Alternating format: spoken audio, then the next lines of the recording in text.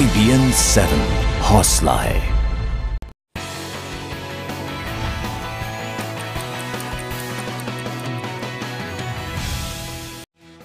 दिल्ली विधानसभा चुनाव को लेकर आज रात 8 बजे से हम शुरू करें खास कार्यक्रम दिल्ली दरबार सुमित अवस्थी के साथ। स्टेज सज चुका है, मंच तैयार हो चुका है। दिल्ली का चुनाव अपने पूरे शबाब पर है। दिल्ली का दर्द कौन हमदर्द इस सीरीज में किस तरीके से आपके मुद्दे हम नेताओं तक लेकर गए। आज बारी नेताओं की आपके दरबार में आने की, तो हम शुरू कर रहे हैं दिल्ली दरबार। आज से हर रोज शाम 8 बजे मेरे साथ सिर्फ IBN 7 पर।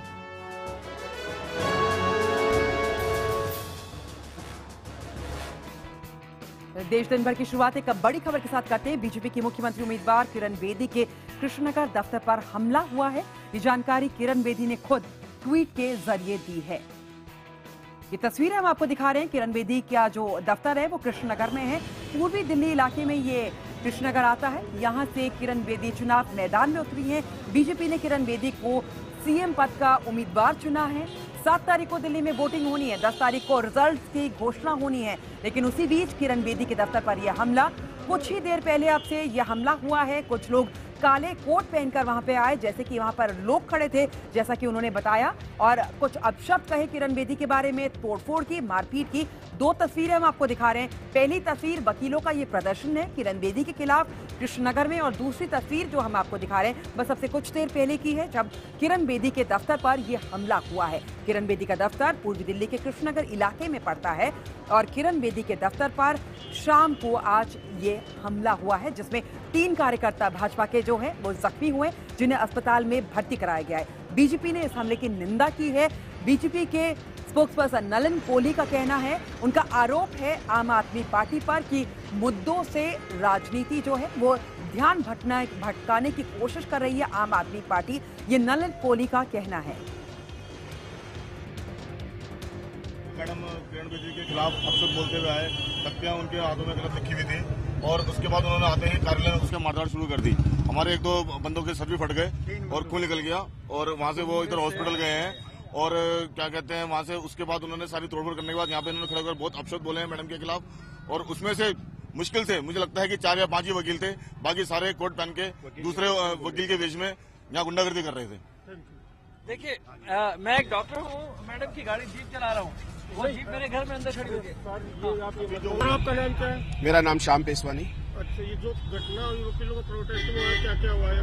वकील लोग वहाँ से आ रहे थे, नारे लगाते हुए आ रहे थे, और बहुत ही अभद्र नारे लगा रहे थे। यहाँ पे आके हमारे कार्यकर्ता अंदर बैठे थे, और वकीलों ने यहाँ पे अचानक अंदर आके हमला कर दिया, और लाठीचार्ज उनके मतलब 2-3 जनों के सर में बहुत लाठियां मारी, उसको काफी ब्लड भी आया, और उनके मतलब रुमाल भी खून भी आ गया। देश दिन भर में हमारे रिपोर्टर्स आपके शहर की हर जरूरी खबर लेकर तैयार है। दिल्ली से हमारे साथ पुनीत त्रिपाठी हैं, मुंबई से हमारे साथ वेग गुप्ता, भोपाल से हमारे साथ मनोज शर्मा, और लखनऊ की खबरों के लिए आप बताएंगे आपको अनुराग त्रिपाठी। देश दिन भर में खबरों की शुरुआत दिल्ली में जारी चुनावी हलचल से करेंगे। दिल्ली की तमाम खबरें बताने के लिए हमारे साथ है हमारे सहयोगी पुनीत त्रिपाठी। दिल्ली चुनाव में दलों के बीच जारी आरोप प्रत्यारोप के बीच एक NGO ने आम आदमी पार्टी के खिलाफ आरोप लगाया है। अवाम नाम के NGO ने आम आदमी पार्टी पर फंडिंग घोटाला करने का आरोप लगाया है। अवाम संगठन के मुताबिक AAP को चंदा देने वाली कई कंपनियां बोगस हैं। संगठन के मुताबिक इन कंपनियों के दफ्तर झुग्गियों में हैं। 11 कंपनियों के निदेशक टूटे फूटे मकानों में रहते हैं, और कंपनियों का पता भी झुग्गियों में ही है। टैक्स बचाने के लिए फर्जी नाम पते तैयार किए गए। आवाम ने ये भी आरोप लगाया है कि 50-50 लाख रुपए के 4 डोनेशन फर्जी कंपनियों ने दिए हैं। NGO आवाम का दावा है कि कंपनियों ने AAP को चंदा अलग ट्रांजैक्शन ID से दिया, लेकिन AAP की वेबसाइट पर चंदा दिए जाने की तारीख और वक्त एक ही है। दिल्ली बीजेपी अध्यक्ष सतीश उपाध्याय ने जहां मामले को गंभीर बताते हुए कार्रवाई की बात कही, वहीं AAP ने बीजेपी और NGO में मिलीभगत का आरोप लगाया है। एक ही समय रात के 12 बजे 4 कंपनियों को शायद 50 लाख के आसपास का कुछ फंड ट्रांसफर हुआ है। मुझे एक बार उसकी डिटेलिंग को देखना है, लेकिन जिस तरह की फंडिंग पर सवाल लगातार उनके उठते रहे हैं, इसका जवाब, इन कंपनियों का जवाब निश्चित रूप से आम आदमी को देना पड़ेगा। हमारे पास सारा पैसा जो आज तक आया है पूरा का पूरा चेक के थ्रू आया है। हमारे सारे के सारे डोनेशंस वेबसाइट पे उपलब्ध हैं।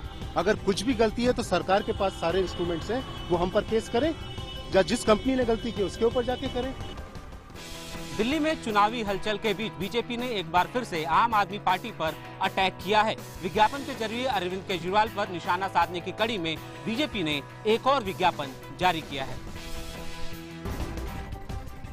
इस विज्ञापन में केजरीवाल के 26 जनवरी के कार्यक्रम को लेकर चुटकी ली गई है। विज्ञापन में दिल्ली वालों को सावधान करते हुए मतदान में धोखा न खाने की नसीहत दी गई है। साथ ही ये भी लिखा है कि मेरी न सुनी तो 26 जनवरी का प्रोग्राम भी बिगाड़ जाऊंगा और 1 साल बाद वीआईपी पास की गुहार भी लगाऊंगा। यही नहीं, विज्ञापन में केजरीवाल के गोत्र पर भी निशाना साधा गया है। एएपी संयोजक अरविंद केजरीवाल ने ऐड पर अपनी नाराजगी जाहिर की है। बीजेपी ने अखबारों में इश्तिहार निकाला है, इसमें तो इन्होंने हद कर दी है। उन्होंने पूरे अग्रवाल समाज को उपद्रवी बताया है। इस मामले में बीजेपी ने सफाई देते हुए कहा है कि बीजेपी ने केजरीवाल के गोत्र पर नहीं बल्कि उनके जैसे अराजक मानसिकता वाले लोगों की सोच पर हमला बोला है। आम आदमी पार्टी को अपने से छोड़कर सबसे ऐतराज है। संविधान से है, रिपब्लिक डे परेड से है, कभी आप और देखें तो कभी न्यायपालिका से है, कभी विधान पालिका से है, कभी मीडिया से है। जिस मर्जी से आप देखो सबसे ऐतराज रहता है अपने कार्यनामों को छोड़कर। दिल्ली हाईकोर्ट ने किरण वालिया की याचिका पर सुनवाई करते हुए आम आदमी पार्टी के संयोजक अरविंद केजरीवाल को नोटिस भेजा है। कोर्ट इस मामले की अगली सुनवाई 4 जनवरी को करेगी। उस दिन अरविंद केजरीवाल को अपना जवाब कोर्ट में दाखिल करना होगा। दिल्ली उच्च न्यायालय ने आम आदमी पार्टी संयोजक अरविंद केजरीवाल को नोटिस जारी किया है। ये नोटिस कांग्रेस नेता किरण वालिया की दायर की याचिका पर जारी किया गया है।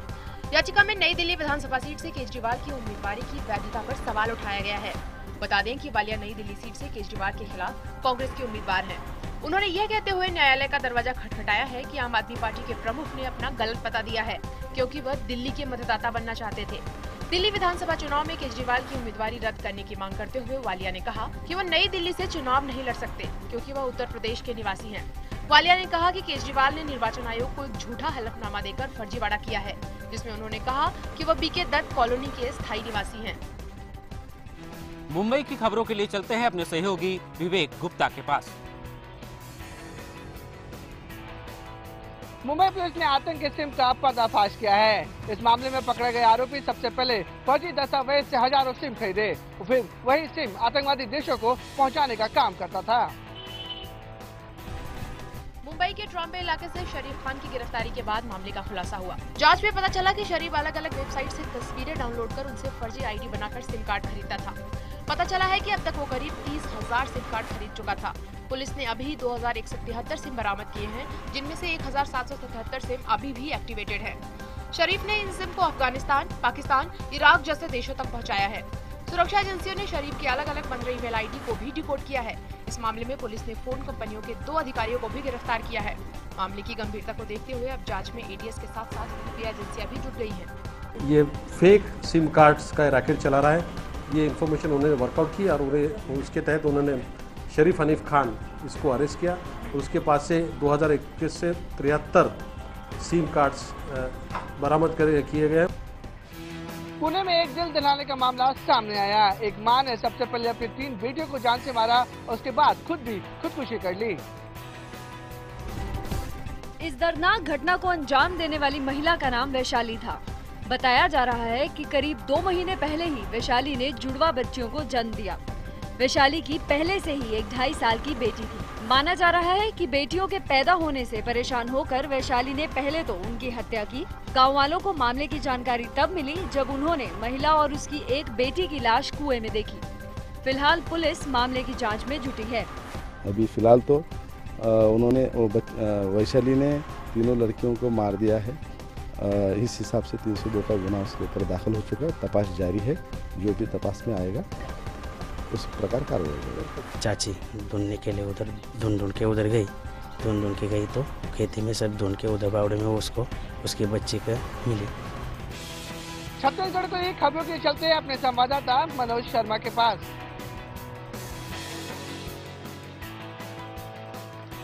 इंदौर में एक पुलिस इंस्पेक्टर ने हैवानियत की सारी हदें पार कर दी। पुलिस इंस्पेक्टर ने एक 11 साल की लड़की को महज इसलिए जला दिया क्योंकि उसने इंस्पेक्टर की बेटी की साइकिल चलाई थी। इंस्पेक्टर पीपी जरोलिया पर आरोप है कि जब उसने पड़ोस में रहने वाली 11 साल की यास्मीन को बेटी की साइकिल चलाते देखा तो वो गुस्से में आग बबूला हो उठा। आरोप है कि वो यास्मीन को घर ले गया और मिट्टी का तेल डालकर आग लगा दी। इलाज के दौरान यास्मीन ने दम तोड़ दिया। शुरुआत में पुलिस ने लीपापोती करने की कोशिश की। हंगामा होने पर उन्होंने इसे मामूली मारपीट और आत्महत्या का मामला बताया, लेकिन यास्मीन के भाई ने उसकी मौत से पहले मोबाइल से उसका बयान रिकॉर्ड कर लिया था, जिसमें यास्मीन ने बताया था कि पुलिस वाले ने ही उसे जिंदा जलाया। जिसके बाद पुलिस ने 302 का मामला दर्ज करते हुए आरोपी एएसआई को गिरफ्तार कर लिया है। देखिए, इसमें ऑलरेडी मारपीट का केस दर्ज हो चुका है और इसके अलावा जो जो बातें और एविडेंसेस में आएंगी उस हिसाब से धारा उसमें बढ़ेगी, परिवर्तित होगी। बिलासपुर पुलिस ने लूट के माल को क्यूकर पर बेचने वाले 3 आरोपियों को गिरफ्तार किया है। इनमें एक आरोपी वो भी शामिल है जो चोरी के माल को खरीदता था। पुलिस के हत्थे चढ़े इन आरोपियों ने हाल ही में बिलासपुर के नेहरू चौक में लूट की वारदात को अंजाम दिया था। इन आरोपियों ने आधार कार्ड बनाने वाले डेटा एंट्री ऑपरेटरों से चाकू की नोक पर लूट की थी और उनसे 2 लैपटॉप लेकर फरार हो गए थे। पुलिस अधीक्षक ने विशेष टीम को इस मामले की जांच के निर्देश दिए थे। पुलिस की विशेष टीम ने इन आरोपियों को मध्य प्रदेश के डिंडौरी से पकड़ा है। उस लैपटॉप एवं उसके अन्य सामानों को संजय के पास बिक्री किए हैं 62,000 रुपए में। तो 62,000 रुपए भी जब्ती हो चुका है, लैपटॉप भी जब्ती हो गया है और जो उपयोग किए थे मोटरसाइकिल वो भी जब्त कर लिए हैं। आरोपी गिरफ्तार करके रिमांड पर। देश दिन भर में उत्तर प्रदेश की खबरों के लिए चलते हैं लखनऊ अनुराग त्रिपाठी के पास। इलाहाबाद में करीब 200 किन्नरों ने थाने का घेराव कर जमकर हंगामा किया।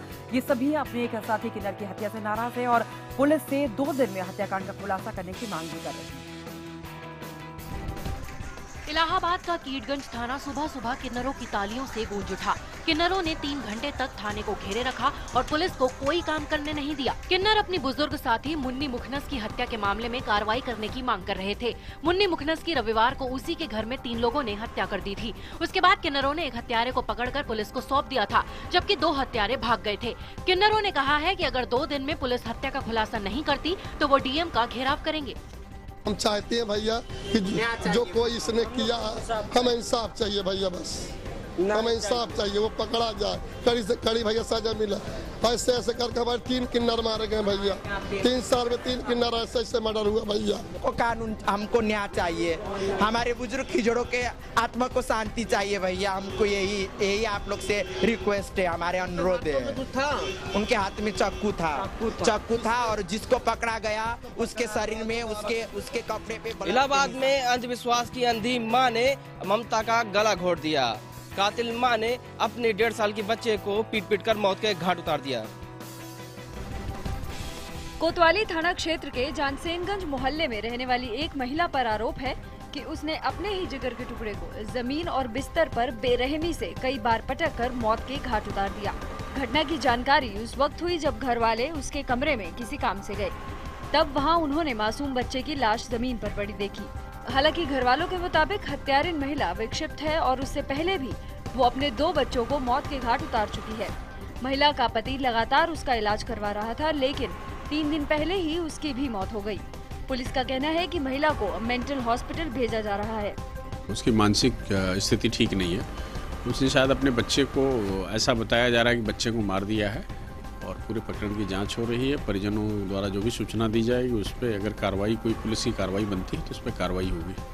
और उसको मानसिक स्थिति ठीक नहीं है तो परिजनों के माध्यम से उसको मानसिक चिकित्सालय भिजवाने की व्यवस्था कराई जा रही है। मेरठ के बाल सुधार गृह से 91 कैदी फरार हो गए, जिनमें से 17 कैदियों को पुलिस ने दोबारा गिरफ्तार कर लिया है। बाल कारागृह में बंद कैदियों ने रसोई घर का जंगला तोड़ा और रस्सी के सहारे वहां से फरार हो गए। हैरानी की बात यह है कि इतनी बड़ी संख्या में कैदी फरार हुए, लेकिन जेल प्रशासन को उसकी कानों कान खबर नहीं लगी। भागे हुए बाल कैदियों में से कई पर हत्या का मुकदमा चल रहा था। अधिकारियों के मुताबिक कुछ दिन बाद गाजियाबाद और नोएडा के बाल बंदी उन्हीं जिलों के बाल कारागृह में शिफ्ट किए जाने थे और फरार होने वालों में अधिकतर उन्हीं इलाकों के कैदी हैं। फिलहाल पुलिस तेजी से कैदियों की तलाश में जुटी हुई है। कपड़े का एक रस्सी नुमा वो बनाते हुए उतरने के लिए उससे निकल गए हैं और यहाँ पार्क साइड में, बैक साइड में ये उतरे हैं और यहाँ से फिर कहीं बाहर चले गए।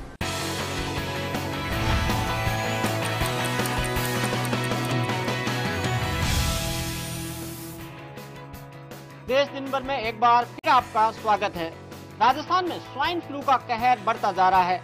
पिछले एक महीने में जब 50 से ज्यादा मौतें हो गई, वहीं पिछले 2 दिन में 11 से ज्यादा लोग स्वाइन फ्लू से जान गंवा चुके हैं। राजस्थान में स्वाइन फ्लू से एक के बाद एक हो रही मौत के बाद चिकित्सा और स्वास्थ्य विभाग के सभी दावे खोखले साबित हो रहे हैं। पिछले 2 दिनों में जयपुर में 3, अजमेर में 6 और नागौर में 1 मौत स्वाइन फ्लू से हुई है।